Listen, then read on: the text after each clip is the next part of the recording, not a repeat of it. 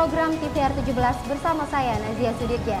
Tepat pukul 17 waktu Indonesia Barat kami hadirkan kepada Anda sejumlah informasi paling baru dan menarik seputar kinerja dan kegiatan DPR RI yang telah disajikan oleh redaksi TVR Parlemen.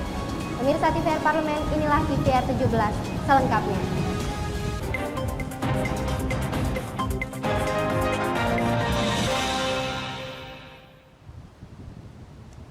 Maraknya kasus illegal fishing di Sulawesi Tenggara, Komisi 4 DPR RI meminta pemerintah meningkatkan pengawasan kekayaan laut Indonesia serta penambahan anggaran pengawasan sumber daya kelautan dan perikanan atau PSDKP.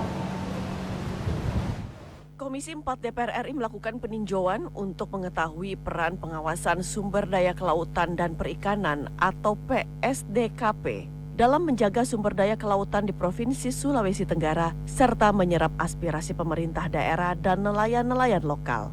Anggota Komisi 4 DPR RI Muhammad Salim Fahri meminta Kementerian Kelautan dan Perikanan untuk meningkatkan pengawasan laut di Sulawesi Tenggara, khususnya Kota Kendari, untuk menjaga kekayaan laut Indonesia, terutama dalam sektor perikanan.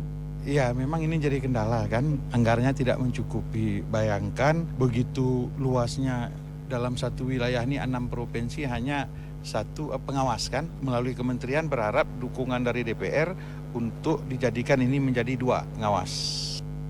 Lebih lanjut, anggota Komisi 4 DPR RI Alin Mus menyoroti kurangnya anggaran pengawasan PSDKP yang tidak sebanding dengan luas wilayah laut Indonesia. Kurangnya pengawasan kekayaan laut Indonesia menjadi faktor maraknya illegal fishing. Untuk itu, perlu perhatian khusus dari pemerintah terkait pengawasan laut, salah satunya dengan menambah anggaran PSDKP. Saya sangat menyayangkan anggaran yang begitu kecil.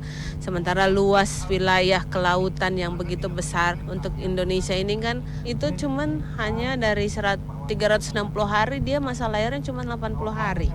Bagaimana dengan illegal fishing yang bisa ditangkap dan sebagainya? Pemerintah nggak serius, apalagi khususnya di perikanan. Harusnya dibalikin lagi ke 14 sampai 16 triliun lah. Dari Kendari, Syamsul Fajri, TVR Parlemen melaporkan. Komisi 3 DPR RI menilai pentingnya prinsip kehati-hatian dalam penanganan kasus hukum menggunakan pendekatan restoratif justice. Penyelesaian tindak pidana melalui perdamaian atau restoratif justice dinilai membantu negara dalam mengurangi beban lembaga permasyarakatan. Namun pelaksanaannya harus memenuhi standar proses hukum yang adil bagi masyarakat. Anggota Komisi 3 DPR RI, Andi Rio Idris, mengapresiasi tingginya penanganan kasus hukum menggunakan pendekatan restoratif justice pada kasus-kasus hukum yang dinilai ringan di Maluku Utara. Oh iya, pada dasarnya kami mengapresiasi kinerja kepada Kapolda ya dalam hal ini, khususnya restoratif justice ya, karena banyak kasus-kasus di sini yang lebih banyak kepada restoratif justice, jadi perdamaian. Termasuk sesuai dengan keinginan atau harapan kami di Komisi 3 bahwa ya penegakan hukum melalui restoratif justice itu luar biasa, dan itu luar biasa di Polda Maluku. Sementara itu, anggota Komisi 3 DPR RI Eva Yuliana menilai perlu prinsip kehati-hatian dalam menyelesaikan hukum dengan pendekatan restoratif justice. Adanya oknum penegak hukum yang justru menjadi makelar kasus dalam menangani pidana perlu menjadi perhatian bersama. Terkait dengan pengalaman-pengalaman kasus yang ada di beberapa tempat, pendekatan restoratif justice yang dilakukan oleh oknum-oknum dengan modus membantu, menurut saya ini perlu diantisipasi agar ini tidak terjadi di Maluku Utara. Jadi saya berharap inilah tantangan Polri untuk memberikan pendidikan hukum kepada masyarakat. Dari Ternate, Maluku Utara, Mustaqim, TVR Parlemen melaporkan. Sebagai upaya guna mengakhiri kekerasan serta pelanggaran hak asasi manusia yang terjadi di Myanmar, BKSAP DPR RI berharap adanya penguatan kerjasama negara-negara di Asia Tenggara. Anggota BKSAP DPR RI mengajak seluruh parlemen negara-negara di Asia Tenggara berpartisipasi dalam penyelesaian krisis politik, kemanusiaan, dan hak asasi manusia yang terjadi di Myanmar sejak 2021 lalu. anggota BKSAP DPR RI sekaligus Ketua ASEAN Parliamentarians for Human Rights atau APHR, Mercy Christy Barens meminta setiap anggota parlemen di ASEAN bisa mendesak pemerintah di negaranya masing-masing untuk mengambil langkah konkret dalam mengakhiri kekerasan dan pelanggaran hak asasi manusia yang terjadi di Myanmar.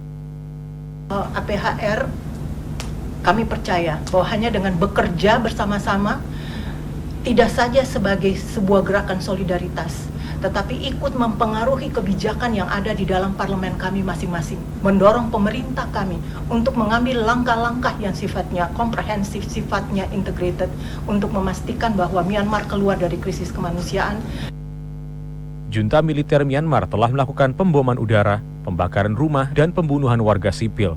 Hal tersebut menimbulkan bencana besar bagi rakyat Myanmar. Anggota BKSAP DPR RI Lulu Nur Hamidah berharap keketuaan Indonesia di ASEAN tahun 2023 bisa memberikan kontribusi dan perdamaian atas krisis kemanusiaan yang terjadi di Myanmar saat ini. Menurut saya penting juga kita sebagai DPR itu meminta kepada pemerintah update ya, selama ini itu apa sih yang sudah dicapai, minimum kesepakatan lah dengan pemerintahan militer di sana, setidaknya akses untuk bisa menolong, mengirim bantuan itu bisa dimudahkan. Nah kalau kemudian akses saja untuk memberikan bantuan nggak ada, berarti ya ini gagal total gitu. Fiona dan Bari, TVR Parlemen, melaporkan. Mempersiapkan generasi emas 2045 bukanlah hal yang mudah. Pasalnya stunting masih menjadi masalah gizi utama bagi bayi dan anak di bawah usia 2 tahun di Indonesia. Informasi selengkapnya akan kami hadirkan usai jeda berikut ini. Untuk itu tetaplah di TVR 17.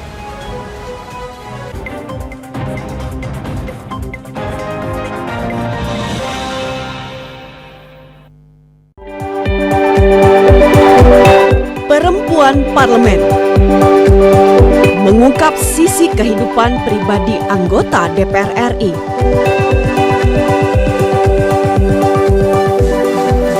Dan partisipasi perempuan dalam politik dan publik. Dan usaha mewujudkan aspirasi masyarakat di setiap sidang sebagai wakil rakyat.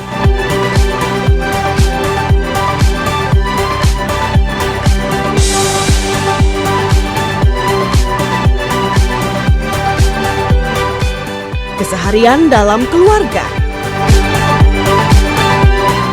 Jangan lewatkan Perempuan Parlemen. Hanya di TVR Parlemen. Utang-utang dulu saya. Mereka yang tidak cukup paham teredukasi bagaimana menyuarakan aspirasi demi memperoleh jawaban. Sini ditambang untuk seperti itu, warga sini tidak mengizinkan. Sebab apa? Itu menyangkut isi perut kami semua. Hadir menelisik mulai dari hulu ke hilir. Mengapa? Nah, kalau kita telusuri kenapa banjir ini hampir setiap terjadi. Hingga menemukan apa yang belum terkuak secara nyata. Kan kabeh niku sedulur, Pak. Nek kula ngrencangi mriki, mesti mriki gelo, nek kula ngrencangi mriki sing mriki gelo. Nggih kedah adil wae, Pak, tengah-tengah. Menghadirkan peran anggota DPR RI demi mendapatkan solusi. Saksikan Suara Dapil, Senin sampai Jumat pukul 10 waktu Indonesia Barat, hanya di TVR Parlemen. DPR RI memiliki fungsi diplomasi dalam menjalankan politik luar negeri sesuai dengan pasal 116 Undang-Undang MD 3. Kontribusi aktif BKSAP DPR RI memainkan peranan penting dalam memenangkan persaingan global melalui IPU, IPA, IPPF, AIPA, dan PUIK. BKSAP memiliki komitmen yang tinggi dalam krisis kemanusiaan dunia. Fungsi diplomasi dijalankan untuk mendukung upaya pemerintah dalam melaksanakan politik luar negeri.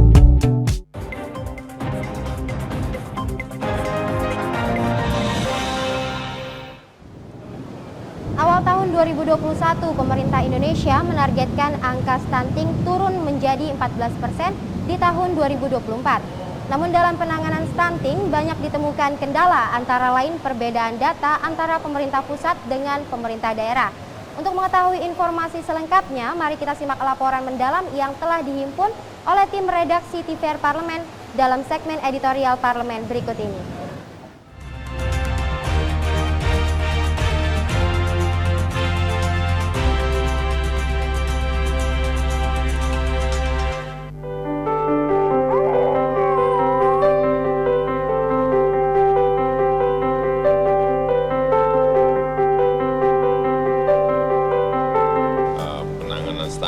selama 8 tahun ini menghasilkan penurunan yang sangat drastis dari 37%, kemudian pada 2022 menjadi 21,6 dan target kita tahun depan 2024 harus turun menjadi 14%, karena memang standar di WHO itu 20, harus di bawah 14%. Pemerintah Indonesia menargetkan pembangunan generasi Indonesia Emas 2045 agar Indonesia bisa termasuk ke dalam kelompok negara maju.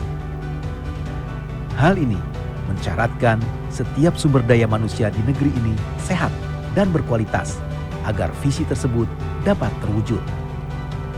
Namun, mimpi besar dalam mempersiapkan generasi emas 2045 bukanlah hal yang mudah. Pasalnya, stunting masih menjadi masalah gizi utama bagi bayi dan anak di bawah usia 2 tahun di hampir seluruh wilayah Nusantara. Kondisi stunting sangat berkaitan dengan penurunan tingkat kecerdasan manusia Indonesia di masa mendatang. Sehingga hal ini dapat menjadi batu sandungan dalam merealisasikan cita-cita luhur Indonesia Emas 2045. Pemerintah perlu memutar otak guna menemukan cara baru untuk mengatasi masalah stunting. Sebab cara lama penanganan stunting dinilai sudah tidak manjur. Harus ada langkah yang lebih komprehensif dari Kementerian Kesehatan, BKKBN, serta pemerintah daerah dalam upaya penurunan angka stunting. Untuk mencapai 14%, kalau caranya masih seperti ini agak berat. Maka harus ada upaya Kemenkes, BKKBN, Bupati Wali Kota yang lebih komprehensif. Intinya transformasi pelayanan kesehatan primer yang menjadi ujung tombak Menkes itu harus segera dilakukan. Di sisi lain, carut marut soal data stunting kembali menjadi sorotan masyarakat luas. Terdapat 2 survei dengan hasil berbeda yang dilakukan oleh Kementerian Kesehatan dengan SSGI-nya dan survei oleh BKKBN dengan basis posyandu. Padahal, data dalam hal penanganan stunting sangat krusial karena menyangkut alokasi anggaran dan eksekusi kebijakan yang tepat. Entah data siapa yang lebih akurat, namun jalan tengah persoalan ini harus segera dicari dan tak boleh terus dibiarkan. Kemenkes dan BKKBN harus melakukan sinkronisasi data stunting dari tingkat pusat hingga daerah. Maka kemudian kami meminta sekali lagi kepada Kementerian Kesehatan untuk coba melakukan pendekatan terkait dengan penurunan stunting ini dengan pendekatan-pendekatan yang menurut saya justru pendekatan formalnya adalah pendekatan yang dilakukan oleh BKKBN melalui posyandu. Pemerintah pusat harus mendengarkan data real masukan dari pemerintah daerah dan kolaborasinya harus diperbaiki, apalagi data ini akan sangat menentukan terkait dengan langkah-langkah dan roadmap penyelesaian penuntasan untuk menurunkan angka stunting secara nasional gitu. Dengan keterbatasan anggaran penanganan stunting, sinergi para pemangku kepentingan dan tokoh masyarakat harus terjalin agar target menurunkan stunting ke angka 14% pada tahun 2024 dapat terwujud. Saya punya ide bahwa data yang paling real itu ada di desa. Karena itu gunakan Kementerian Desa dan aparat desa sebagai sumber pendataan yang real. Sehingga data-data yang tidak akurat selama ini di pusat bisa diverifikasi melalui data desa. Saya berharap Kementerian Kesehatan dan kementerian lain bersinergi mengatasi itu sehingga keterbatasan anggaran bisa fokus pada yang betul-betul membutuhkan. Berbicara penanganan stunting bukan hanya soal data semata, dengan mencatat angka dan melaporkan persentase penurunannya. Lebih dari itu, kualitas manusia Indonesia dipertaruhkan jika pemerintah salah langkah dalam mengambil kebijakan. Visi Indonesia Emas 2045 harus diawali dengan membentuk SDM unggul dan berkarakter Pancasila. Memerangi stunting merupakan sebuah keniscayaan sebagai salah satu jalan mendapatkan kunci emas untuk membuka pintu gerbang ke masa depan yang lebih cerah dan mengarungi persaingan dengan negara-negara maju di dunia. Tim Liputan TVR Parlemen melaporkan.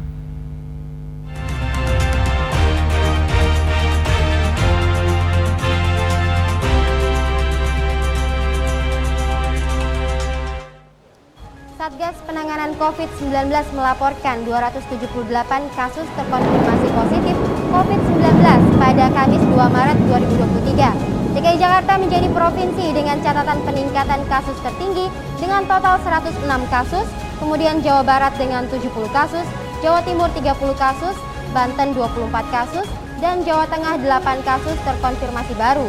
Saksikan informasi selengkapnya, untuk itu jangan kemana-mana, tetaplah di TVR 17.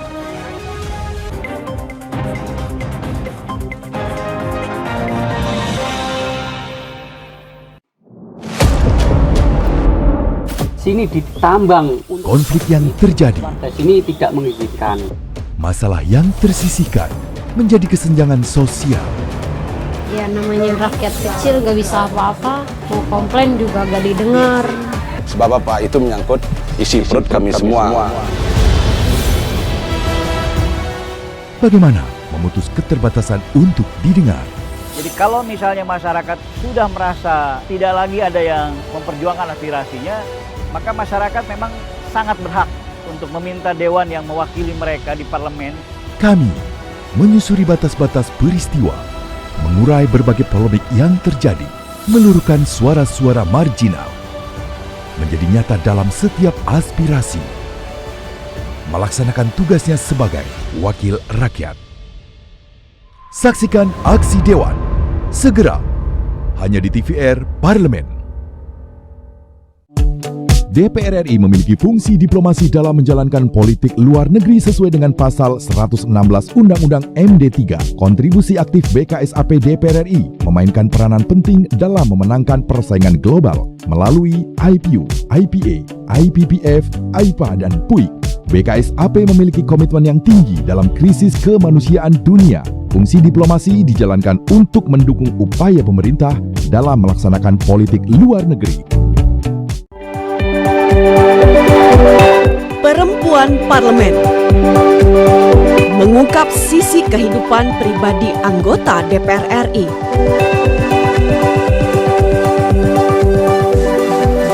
Dan partisipasi perempuan dalam politik dan publik. Dan usaha mewujudkan aspirasi masyarakat di setiap sidang sebagai wakil rakyat.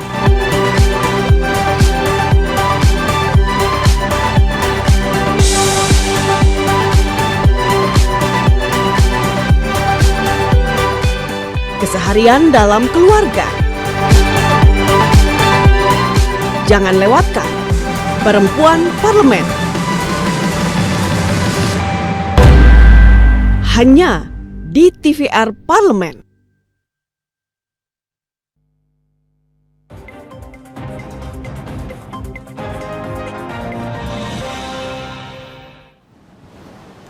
Baik pemirsa, Anda kembali di TVR 17. Kasus pertama COVID-19 subvarian Kraken di Indonesia merupakan warga negara Polandia yang berkunjung di Indonesia.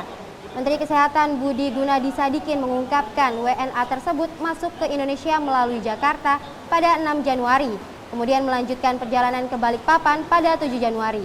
Irma Suryani menghimbau kepada seluruh masyarakat untuk tetap mematuhi protokol kesehatan dan juga melakukan vaksin booster. Selengkapnya mari kita simak laporan rekan kami Elisa Purba.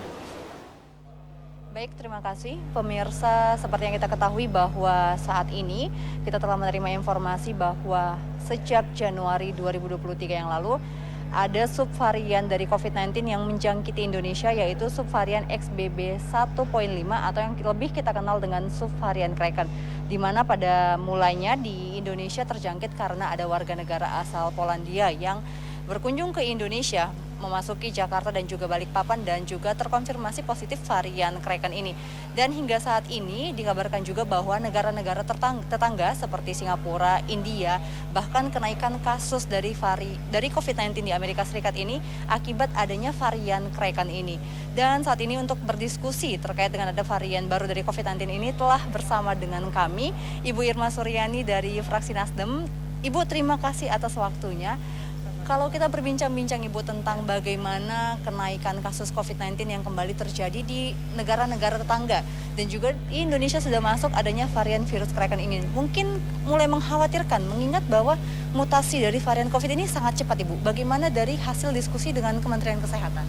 Yes. Sebagaimana kita tahu, alhamdulillah kemarin Kementerian Kesehatan sudah menjelaskan kepada Komisi 9 bahwa Kementerian Kesehatan sudah pesan ya, sudah membeli 10 juta vaksin Indovac kalau tidak salah dari Bio Farma. Itu juga diperuntukkan bagi masyarakat yang harus booster, untuk vaksin booster. Itu yang pertama. Yang kedua, sama-sama kita tahu bahwa apapun yang terjadi, baik yang punya komorbid maupun yang tidak punya komorbid, tetap harus melakukan booster ya, harus divaksinasi booster. Karena itu adalah palang pintu untuk bisa melawan side effect negatif dari varian COVID apapun. Ya, artinya pemerintah tetap harus ya, yang pertama tetap harus punya regulasi yang ketat terhadap masyarakat dari luar Indonesia atau turis dari luar Indonesia yang datang ke Indonesia. Kalau memang dibutuhkan, perlu adanya screening di bandara. Tidak hanya dengan surat bahwa mereka sudah melakukan sudah melakukan tes swab, tapi tes swab itu harus dilakukan di bandara, sehingga kita bisa melakukan pengecekan betul-betul. Jadi mereka ini sehat atau tidak sehat, atau mereka mengidap virus ini atau tidak, sehingga penularan dari virus yang sekarang mulai merebak di seluruh dunia, mulai juga banyak lagi dan meningkat, itu bisa kita antisipasi. Nah, yang paling penting dari semua adalah masyarakat harus tetap menjaga 3M. Jangan lengah, karena memang virus ini masih ada ya. Walaupun yang sudah vaksin 1 dan 2 itu kalau kena virus ini sudah efek negatifnya itu sudah tidak terlalu berat seperti kalau yang belum divaksin, tapi tetap saja bagi yang memiliki komorbid maka side effect-nya akan long term, akan jangka panjang, dan itulah yang memang harus kita jaga. Karena lebih baik kita melakukan preventif daripada mengobati ya, kita harus melakukan itu. Sehingga saya menghimbau ya dan merekomendasikan kepada pemerintah segera melakukan atau mendistribusikan vaksin booster ke seluruh Indonesia. Jangan sampai vaksin booster ini yang sekarang informasinya baru 30% itu belum memadai. Minimal harus 80% itu sudah harus dicapai sampai dengan akhir tahun 2023. Berarti selain dari vaksin booster yang harus kita tingkatkan, juga tadi kita harus membatasi masuknya warga negara luar ke Indonesia. Bagaimana Ibu dengan kondisi di Indonesia sendiri? Seperti yang kita ketahui bahwa warga negara Indonesia yang terjangkit dari varian Kraken ini awal mulanya karena pulang dari umroh ibadah haji gitu Bu. Nah, bagaimana untuk ke depan? Apakah kira-kira ada ancang-ancang untuk pemberlakuan kembali PPKM? Saya kira PPKM sudah tidak perlu ya. Kita memang sudah harus mulai move on dari virus ini. Karena apa ya? Karena side effect terhadap pertumbuhan ekonominya tinggi sekali ya. Dan kita sudah mulai bisa mengantisipasi dengan menggunakan masker. Dan alhamdulillah saya lihat ya, dibandingkan dengan masyarakat di luar negeri, masyarakat Indonesia ini masih jauh lebih disiplin kok memakai masker. Jadi artinya begini, kalau di indoor mereka masih banyak yang masih menggunakan masker, kecuali di outdoor sudah ada yang tidak memakai masker. Tapi tetap saja di indoor masih banyak loh orang Indonesia yang pakai masker, dan menurut saya itu salah satu hal yang positif. Ya, saya kira itu. Tapi untuk masyarakat, kalau saja nanti ya, belum sekarang, kalau saja nanti kemudian varian ini kemudian menyebar dan prosentasenya mulai lagi naik tinggi, ya mau tidak mau kita harus melakukan pencegahan dengan misalnya semua orang-orang yang dari luar masuk ke Indonesia ya harus kembali dilakukan swab. Sedikit lagi Bu, terkait vaksin kedua, dosis kedua itu Indonesia targetnya itu masih tercapai 74,6%. Sedangkan untuk vaksin booster pertama atau vaksin yang ketiga itu masih mencapai 29,6%. Kira-kira untuk selain distribusi vaksin, bagaimana pengawasan selanjutnya dari Komisi 9 Bu? Kami sudah selalu ya melakukan koordinasi dengan Kementerian Kesehatan untuk bisa melakukan pengawasan, karena kami juga mewakili dari berbagai wilayah ya di dapil kita masing-masing, maka kita tahu sudah berapa persen sebenarnya ya di satu daerah itu terdistribusikan vaksin kedua dan berapa persen vaksin ketiga atau booster. Nah untuk itulah kemudian kita memberikan rekomendasi kepada Kementerian Kesehatan untuk segera mungkin pendistribusian vaksin booster ke seluruh wilayah Indonesia itu disegerakan, karena itu menjadi satu hal yang sangat penting bagi bangsa kita untuk bisa keluar dari COVID-19 ini. Nanti himbauan juga kepada masyarakat untuk mengikuti vaksin booster yang kedua tentunya ya Ibu. Pasti, ya. Karena itu penting sekali. Baik Ibu, terima kasih banyak atas waktunya Ibu Irma Suryani. Dan pemirsa, demikian hasil bincang-bincang kami dengan Ibu Irma Suryani selaku anggota Komisi 9 DPR RI dari fraksi Nasdem. Dan saya Elisa Purba melaporkan langsung untuk TVR Parlemen, kembali ke studio. Selanjutnya pemirsa, apa saja yang menjadi topik perbincangan di media online pada hari ini? Usai jeda tetaplah di TVR 17.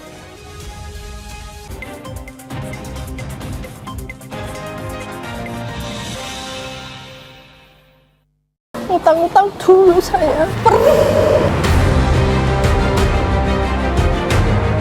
Mereka yang tidak cukup paham teredukasi bagaimana menyuarakan aspirasi demi memperoleh jawaban. Sini ditambang untuk seperti itu, warga sini tidak mengizinkan. Sebab apa? Itu menyangkut isi perut kami semua. Hadir menelisik mulai dari hulu ke hilir. Mengapa?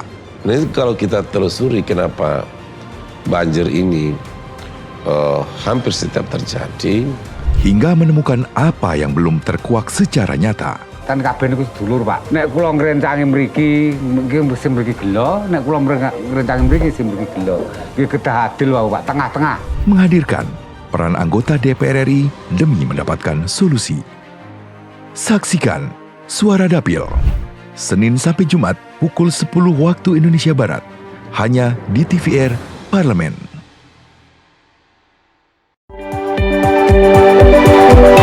Perempuan Parlemen mengungkap sisi kehidupan pribadi anggota DPR RI.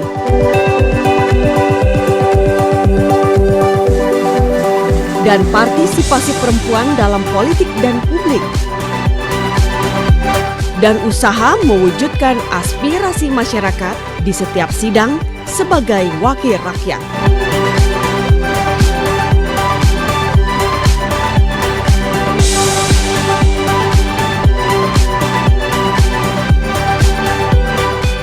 Keseharian dalam keluarga.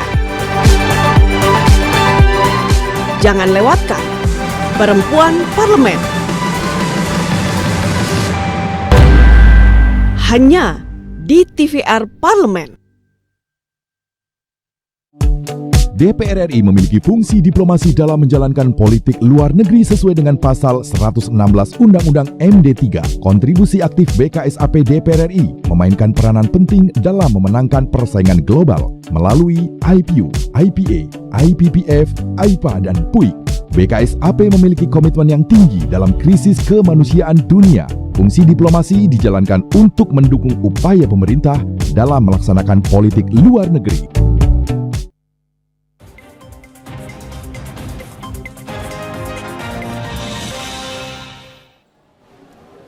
Baik pemirsa, Anda kembali di TVR 17.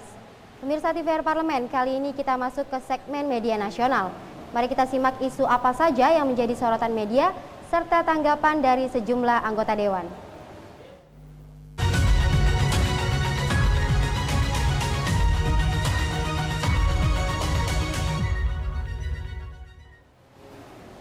Berita pertama yang menjadi headline di media online yaitu Komisi 2 DPR RI akan panggil KPU untuk pastikan pemilu 2024 sesuai jadwal. Seperti yang Anda lihat di layar kaca Anda saat ini pemirsa, Komisi 2 DPR RI akan memanggil Komisi Pemilihan Umum terkait putusan Pengadilan Negeri Jakarta Pusat yang memerintahkan tahapan pemilu 2024 ditunda. Ketua Komisi 2 DPR RI Ahmad Doli Kurnia menegaskan akan memastikan kepada KPU bahwa tahapan pemilu harus digelar sesuai jadwal. Doli menyayangkan keputusan Pengadilan Negeri Jakarta Pusat tersebut. Putusan tersebut melampaui kewenangan Pengadilan Negeri Jakarta Pusat yang seharusnya ranah Mahkamah Konstitusi. Gelaran pemilu sudah diatur dalam konstitusi setiap 5 tahun sekali. Komisi 2 DPR RI akan tetap menjalankan tahapan pemilu 2024 yang sudah berlangsung sesuai dengan Undang-Undang Nomor 7 Tahun 2017 tentang Pemilu. Oleh karena itu, keputusan Pengadilan Negeri Jakarta Pusat dianggap tidak mengikat sepenuhnya. KPU diharapkan mengajukan banding yang tepat atas putusan Pengadilan Negeri Jakarta Pusat. Sebagaimana diketahui, Pengadilan Negeri Jakarta Pusat memenangkan Partai Rakyat Adil Makmur atau Prima atas gugatan perdata Partai Prima terhadap KPU. Dalam putusan atas gugatan yang dilayangkan pada 8 Desember 2022, Pengadilan Negeri Jakarta Pusat memerintahkan KPU menunda pemilu. Berita selanjutnya yang menjadi headline di media online yaitu Kemendikbudristek DPR RI soroti aturan siswa SMA NTT masuk sekolah pukul 5 pagi. Ketua Komisi 10 DPR RI Syaiful Huda tidak setuju dengan kebijakan yang mengharuskan siswa sekolah menengah atas di Nusa Tenggara Timur masuk pada pukul 5 waktu Indonesia Tengah. Kebijakan ini dinilai masih perlu dikaji lebih matang dengan melihat banyak aspek.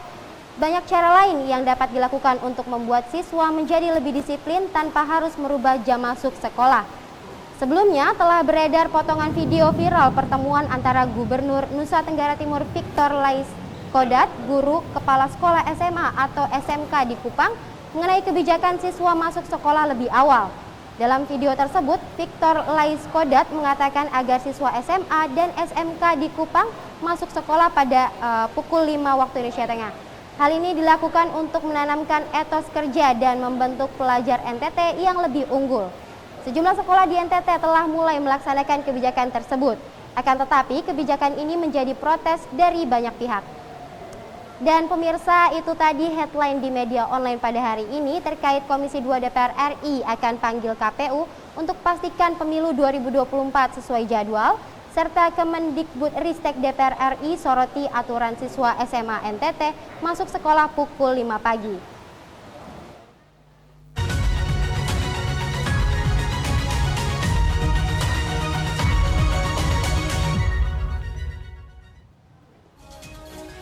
Baik pemirsa TVR Parlemen, segmen media online tadi sekaligus menutup program TVR 17 edisi sore hari ini. Saya Nazia Sudirja beserta seluruh kru TVR Parlemen yang bertugas mengucapkan terima kasih dan undur diri dari hadapan Anda. TVR Parlemen, referensi Indonesia.